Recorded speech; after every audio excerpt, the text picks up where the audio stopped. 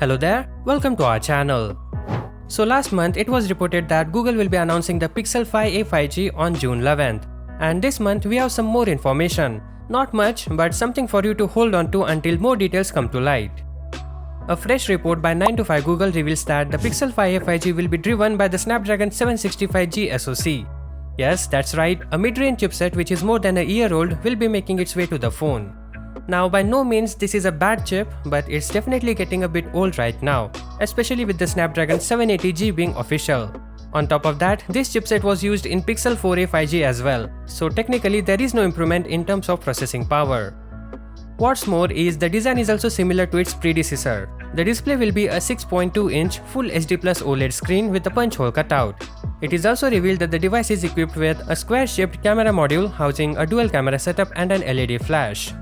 The back panel of the phone is also expected to feature a traditional fingerprint scanner. Earlier leaks suggest the dimension of the Google Pixel 5a 5G as 156.2 by 73.2 by 8.8 mm, which means the device is more or less identical to the Pixel 4a 5G. The camera and battery specifications are not known yet, which might be the key differences. But looking at everything we know so far, this doesn't feel like an upgrade. Right from design to specifications, everything seems alike.